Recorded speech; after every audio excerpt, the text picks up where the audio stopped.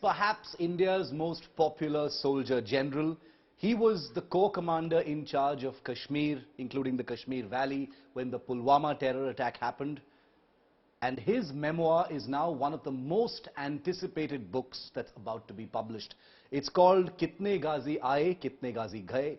And Lieutenant General KJS Dhillon, better known as Tiny Dhillon, to all his millions of admirers in India around the world, is here with us for that first detailed interview ahead of the publication of his book, as well as to talk about some of the big things facing us as a nation today. General Dhillon, always a pleasure. Good to see you here on India Today. Thank you for your time, sir. First of all, congratulations on your upcoming book. We're all looking forward to it very greatly. But I want to start with something that is not only your passion, but something that the entire country is seeing right now, sir, which is the Turkey earthquake. And once again, it is the Indian Army that is helping over there. In the common Indian's mind, there is a perception that no matter what the problem, the Indian Army is called in to help. What is it about the Indian Army, sir? You know, having led large numbers of men and women over your career, what is it about the Indian Army that they have such an amazing reputation, not just here in India, but also abroad in the worst situations? Thank you, Shiv. And first of all, good day to all of viewers. Indian Army, the ethos, the culture, the upbringing, the mentoring, the training, the chiseling, I can continue saying these words, is something which is beyond explainable words. It's a phenomenon. I served Indian Army, if I include my NDA and IMA training, 43 years. Never in these 43 years I ever had this feeling that job can take a second seat. I had written in the book which you mentioned, I was not home when both my children were born. I was not there when they went to school, when they did their schooling, completed their schooling, when they went to professional colleges. So Indian Army is like judgba hi alag hai. To ehsaas hai na, and they are a very people friendly army. Even in situations in Northeast and in Kashmir, you covered them so extensively. The people there, in spite of all the propaganda, they say, sab army ki post nazdeek laga do. They feel very secure, they feel very safe when there is an army close by. And then again, we are an army of India. India is a very diverse nation. We are a very diverse army. We do our job properly, and you talked about Turkey. In spite of whatever the diplomacy or whatever the states have been doing in the past, when there was a job to do, the humanitarian aid, Turkish citizens have to be saved, Indian Army contingent, the medic. And the army was off. Yes. Instantly. There was no time wasted at all. Yes, I tweeted about it. I said, Indian government decides, ADGPI is moving. So this is how it works. And a nation of our size, the army of our size, the military might, we have to be prepared for all contingencies at all times. Only country in the world with 2 nuclear neighbors and both not very friendly to you. So we have to keep our powder dry all the while, and out of area contingencies, humanitarian aid contingencies, any counter-terrorist contingency or local, sub-conventional convention, we need to be every time ready for everything. How much energy does it take, General, to keep the powder dry at all times? You know, bahar se to it looks very easy. You have to be ready at all times. But there must be a cost and an energy expenditure to constantly be combat ready, constantly be prepared to fly at a moment's notice, no matter where the problem is in the world. See, Indian Defence Forces, Army, Navy, Air Force all together, as also the paramilitary forces, maybe ITBP, BSF, CRPF, who are supporting the defence forces during peace as well as during war. They have to be ready all the time for all the contingencies, like I said earlier, and keeping the powder dry is easier said than done. They are very specialist weapon systems, they are very specialist ammunitions. Those ammunitions have shelf lives. Those ammunitions have storage requirements of maintenance of particular temperatures. Those ammunitions have problems of carriage. You cannot carry them in a particular type of a transport system. Those ammunitions will have to be replenished, they have to be turned over. Their life has to be checked every now and then.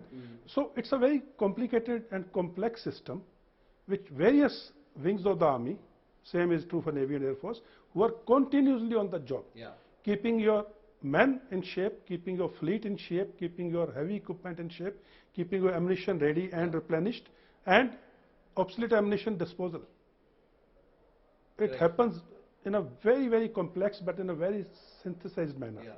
And it's a major operation. I'm sure you are aware of it. Absolutely. But our countrymen, I think it's enough to say there's a lot which goes into it. And you know, the work speaks for itself. Nobody needs to shout about it. The fact is the army quietly does its work, and that's the most amazing thing about it. General, now coming to a topic that's very close to you, but have been one of the most troubling episodes in our country, which is the Pulwama terror attack.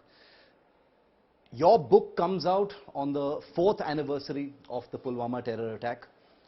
Reading your book, one comes to know that you had just taken over the Chinar Corps in Srinagar when the terror attack had happened. So in more ways than one, the Pulwama terror attack was your trial by fire. You were thrust straight into a nightmare as soon as you had taken charge. You had experience in Kashmir, but this was probably the maximum level trial by fire that could happen. Take us through what happened that day, sir. Like, you were there, just 4 days old in that position. What happened? Like you said, I took over the responsibility or the command of Chinar Corps on 10th of February 2019. I had multiple tenures earlier. I've been there since Captain Days of 1988. I've seen 19th of January So you're familiar with Kashmir. 1990 and everything. I've seen Kashmiri Pandit Exodus. I've seen a number of operations before that. And 10th of February I take over. 14th February an attack of the magnitude of where we lost 40 brave hearts of CRPF. This type of attack had not happened in Kashmir terrorism history earlier with so much of damage. Yes, it took time for us to understand the magnitude of the damage. But there was no time to be lost. We got down to work straight away. Immediately. We immediately, like I'll give you a small anecdote, I written in the book also. When I was traveling for a meeting, my ADC, Captain Sandeep Singh, actually a young officer, he was also following up the thing. This is 14th February evening. And he asked me in the vehicle, he said, "Sir, ab kya hoga?" Again, pardon my language, I said, "We will get the bastards." Now that is the time we need to recompose ourselves, get our composure together, get our act together, and then we got down to it. Within 48 hours, we got the intelligence, we struck, and less than 100 hours, we eliminated that module. The commander of that module was the code word Ghazi Kamran. And this is how Kitne Ghazi aaye. Of your book, and everyone remembers that that press conference as well. It must have been a source of amazing pride to take over the Kashmir Corps after having served in Kashmir. It's such a beautiful place, and I'm sure you would join me in recommending to all those watching that they must go and spend some time in Kashmir. It's a part of our great country, lovely, lovely place. But being there as a soldier is a different experience altogether, sir, because there you are not. There it's not a holiday, it's not a picnic. Any day could be your last. So I want to know, since having served on the frontiers and the line of control, high altitude areas, etc. Death is always possibly around just the corner. You've touched upon some of the instances in your book. I want to know from you, what is your most telling memory of a close brush where you thought, this is it, this is the end now? This happened... the reason I'm asking is because most young people want to know that from those who've served.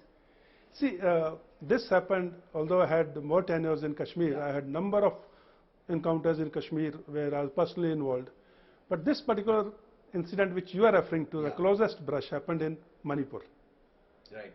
I was posted as a major in Rashtra Rifles in Manipur, and this was July of 2000, July of 98, July of 98.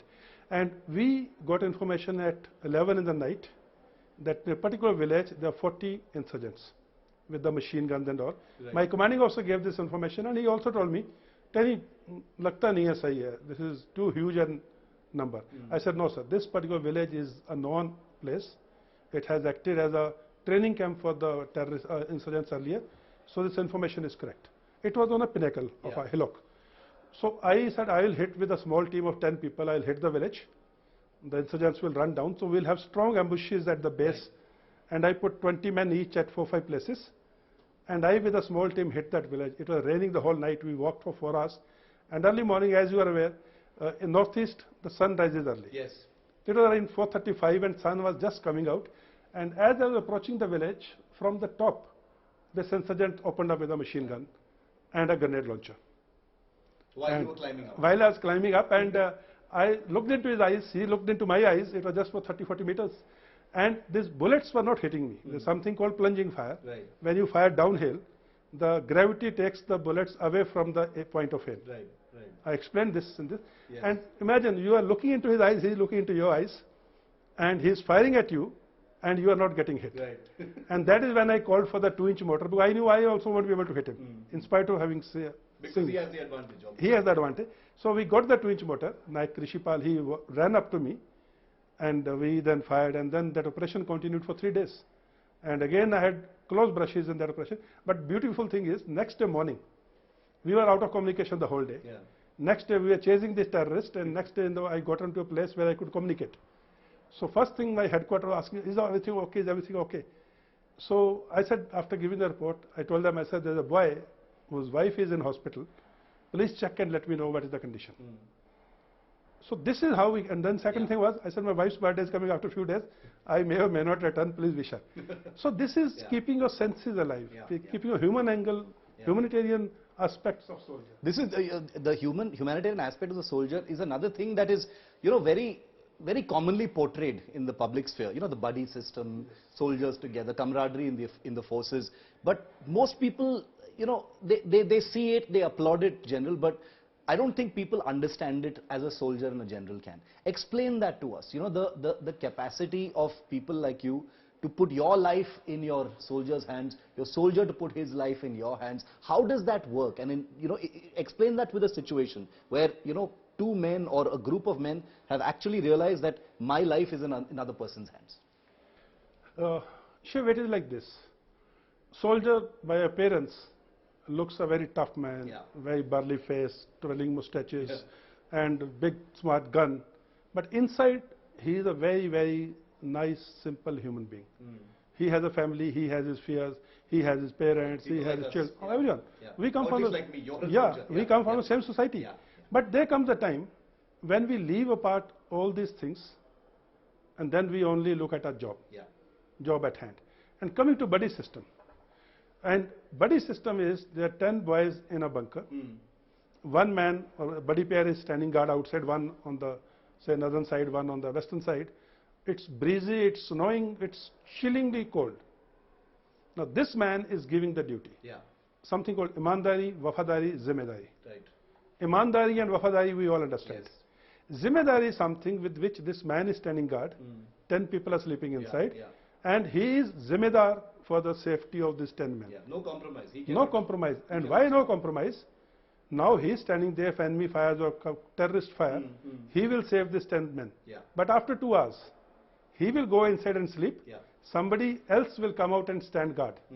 And फिर उसकी जिम्मेदारी है. So zimmedari is in our DNA. We can never let down our buddy, because it is not that we are letting down. It is next moment he may be letting you down. So it is an unwritten law. Nobody leaves the buddy. We don't even leave our dead behind. So those are ethos of Indian Army. He has embraced social media in a very, very open manner. He talks to his audience. He's constantly answering their questions. He's you know, always says thank you to compliments from no matter where they come from. And I'm guessing you get them all day, sir. But you know, social media is also a very serious business. And you've seen the flip side of social media as the Kashmir commander, I'm sure. So I wanted to know about your experience with that, because we've seen how terror groups have used social media for recruitment, for propaganda, for their own, you know, sinister purposes, especially in the Kashmir Valley, sir. How did you handle all of that? Because your understanding of social media is amazing. So how did you handle the flip side of social media by terror groups? Pakistan has a narrative, has a propaganda. And he uses social media to spread that propaganda and spread that narrative. If we do not portray our part, or our point of view, and most importantly, in a transparent manner, in an ethical manner, in a truthful manner, there is no bigger propaganda than Yeah. being truthful. There is no bigger propaganda than being transparent. Because finally the lies will come out. There was a Prime Minister of Pakistan who tweeted the wrong photographs. Correct. So he got caught. But if you are truthful, and my point when managing social media is managing of perceptions of young minds. If I'm not honest in my say social media content, if I'm not transparent, if I don't respond to questions, but only thing I always tell, yesterday also I tweeted, I said we can discuss, let's not argue. Let's not be abusive. We can convey your point of view very firmly without being abusive. I've seen on social media friends of years are blocking each other. So social media, by definition, media is a platform or a sort of a medium given to you to interact socially. So it's a social interaction platform. But did it ever pose a challenge for you, sir? Did you ever think that, you know, how does one tackle this challenge where you have, you know, inimical elements, anti-national elements, terror groups using these same platforms that are otherwise beneficial to society to go against the country, go against the army? How big a challenge was that? Yeah, it's a challenge because Pakistan social media management or the perception management or the narrative building, they do it in a very, very systematic manner. Absolutely. To counter it, you have to pick up their content, you have to say this is wrong, and you have to counter them with facts. Making a mere statement that this video by Pakistan is a propaganda will not help. It will probably also have doubt on your credibility. But if I give the corroboration, if I give the origin of that video, and if I give why this video is not what it is being portrayed, then my credibility goes up. So it is not important to, you know, sort of give a rebuttal immediately. You must counter it with facts, figures. Like some small thing like when did the terrorism begin in Kashmir? In my book I written, I said 19th January 1990 was a date. A very serious date, very black day. But the terrorism started much earlier. People are not ready to talk about it because it doesn't suit their constituency. And there are so many narratives. There are so many narratives. Narratives within narratives. Oh, and speaking of narratives, sir, I know for a fact that soldier generals like General Dhillon like to keep away from politics. So I'm not going to touch upon politics at all. But to frame my question, I'd like to say that there has been a lot of politics over how safe is Kashmir right now. Recently, we saw the Bharat Jodo Yatra over there. Then we saw huge tutu meme happen in Parliament, where one side said, we went there, it's not safe. The other side said, you walk there, it's totally safe. You proved our point. My personal sense is that the common average Indian would more readily believe a soldier who has served there than anyone else, perhaps. So I want your view, sir, of what Kashmir is like right now, especially after the abrogation of Article 370 and especially at now, because I'm sure you visited recently as well. How much has it changed? How safe is it? What is the status? Shiv, again, I will base my argument or my logic on facts and figures. There are indices which will give you what is the level of terrorism. Firstly, how many terrorist-initiated incidents are happening? How many local boys are joining the terrorist team? How many actions of terrorists and the civilians are getting killed? How many security forces personnel are getting killed? How much infiltration is happening? So all these indices combined together are pointers about the situation. Then tourism. How many tourists are coming in? Hotel bookings. All these are the indices. And I dare say all these indices are down. Compared to any time, year on year or a quarter on quarter. Tourism is up, but everything else is down. Yeah, I'm saying you can weigh it the way you want it. So every index is in the favor of peace. So I will not make a statement without facts. They are verifiable facts. So you're saying we don't need to be subjective. The data. Data proves. Data speaks. The data speaks for itself. So Kashmir is a much safer and peaceful place. As compared to any time prior to today. You can have a year on year or like I said quarter on quarter, whatever. And it is improving further. And why it is improving is very important. The common Kashmiri, the Awam, they have tasted the dividends of peace. When the tourism goes up, when the peace goes up, when the shop is open till 8 o'clock, he's earning more, he's got more job creation, schools are open, children are getting educated, there is a better prospect for the future children, the future of children. So when he tasted all these dividends of peace, now he doesn't want to go back to the black days. So it is the yearning of the local Kashmiri which is forcing even Pakistan to stop this nonsense. Yeah, absolutely. And that is why Kashmir's peace journey is now irrevocable. It's irrevocable, yes, absolutely. But things are still sensitive, and I hope that things don't move into a reverse gear. Believe me when I say that Kashmir is one of the most beautiful places, not just in India, but the world. And I encourage our viewers to plan your holidays there. Don't constantly think about going abroad. Go and spend a winter in Kashmir. You will be thanking me, trust me. My final question to you, to come back once again to Kashmir, General, and once again to something that you've spoken about in your book, is Pulwama. And sadly, most often the Indian public hears about Kashmir when soldiers or officers are killed in action in an encounter, like Pulwama or any other terror attack or encounter. That's when it happens. You, as a corps commander, have had to make those difficult phone calls, even previously, to families of men under your charge who may have lost their lives in operations. I want to know about that, sir. How difficult is that? Because you have to break the news to either a wife, next of kin, parents, who might not be very old, about losing their loved one. Tell us about that process. How difficult is that? Most difficult job in a commander's service career is to salute your comrades for the one last time and lay the wreath. This particular press conference and this photograph on the cover of the book happened after I had laid the wreath on the mortal remains of Major Vibhuti Dondial and the soldiers who got killed in action during the Pinglana operation, where we eliminated Ghazi. Straight from the war memorial, I came to the press conference. And a lot of people say there is a lot of anger in your eyes. It is not without reason. So, coming back to your question, most difficult job in a commander's life is to pay the homage or lay the wreath. And again, the most difficult thing is to call up someone and say, I'm sorry to inform you, this is what happened to your son or the... And here I would like to say, our wives, army parents, they are the strongest people on this planet. Yeah, true. My wife has heard my death news or seen my death news on the TV twice. Yeah. I mentioned once when she was 8 months pregnant. Yes, I remember that. But she held herself together for the same wafadari, imandari, zimedari, wafadari. She did not want to show herself as a shattered person. So our families are also very strong, and somewhere at the back of their mind, every time the phone rings, the heartbeat goes up. Absolutely.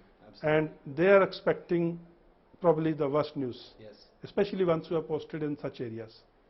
But they hold the fort together so the soldier can do his duty without having to look back or be bothered about his home front. So I think we have a wonderful companionship here, and every soldier I can talk about.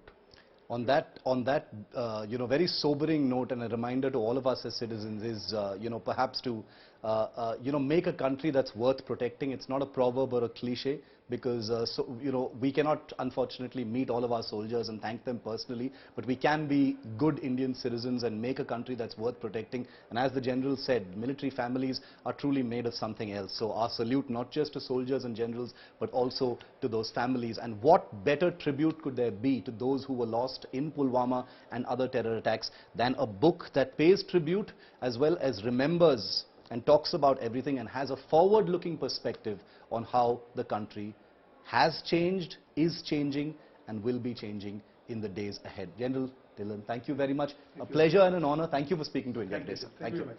Jai Hind.